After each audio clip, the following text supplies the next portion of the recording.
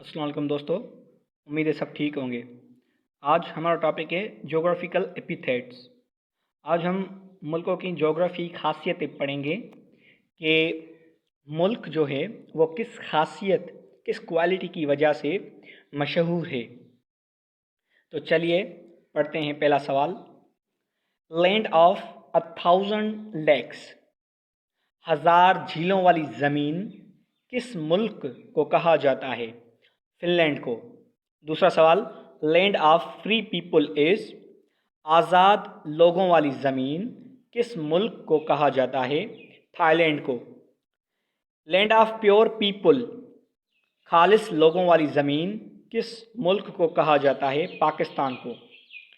The land of amber is, amber वाली ज़मीन किस मुल्क को कहा जाता है? लिथुआनिया को। Land of milk and honey, शहद और खीर वाली ज़मीन किस मुल्क को कहा जाता है? लेबनान को। लैंड ऑफ राइजिंग सन, उभरते हुए सूरज वाली ज़मीन किस मुल्क को कहा जाता है? जापान को। इसकी खासियत ये है कि जब सूरज निकलता है तो सबसे पहले सूरज की किरणें इस मुल्क पर पड़ती हैं, इसलिए हम तारीख़ में इसको लैंड ऑफ राइजिंग सन कहते हैं। सातवां सवाल है, लैंड ऑफ 1000 आइलैंड्स, 1000 जजीरों वाली ज़मीन किस मुल्क को कहा जाता है? इंडोनेशिया को। साइट ऑफ एंशियंट सिविलाइजेशंस, कदीम तहजीबों वाली साइट किस मुल्क को कहा जाता है? इराक को। एमराल्ड आइलैंड किसे कहा जाता है? आयरलैंड को। Land of rice and teak, सागौन और चावल वाली ज़मीन किस मुल्क को कहा जाता है? म्यांमार। लैंड ऑफ स्माइल्स, मुस्कुराहटों वाली ज़मीन थाईलैंड को कहा जाता है।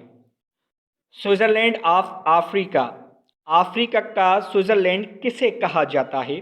स्विट्ज़रलैंड को। हॉर्न ऑफ अफ्रीका, अफ्रीका का हॉर्न सोमालिया को कहा जाता है। प्लेग्राउंड ऑफ यूरोप, यूरोप का प्लेग्राउंड किस मुल्क को कहा जाता है? स्विट्ज़रलैंड को। लैंड ऑफ गोल्डन फाइबर, सोनहरी फाइबर किस मुल्क को कहा जाता है? बांग्लादेश को। लैंड ऑफ फर्टाइल फील्ड्स, सरसब्ज ज़मीनों वाली ज़मीन किस मुल्क को कहा जाता है? अल्जीरिया को। आइलैंड कॉन्टिनेंट, जजीरा बराए आज़म किस मुल्क को कहा जाता है? ऑस्ट्रेलिया को। Buffer state of Asia, Asia की बफर स्टेट किस मुल्क को कहा जाता है? अफगानिस्तान। वाइट मैंस ग्रेव किस मुल्क को कहा जाता है? गुइनिया को। Land of the queen of Sheba, Sheba की क्वीन वाली ज़मीन किस मुल्क को कहा जाता है? यमन को।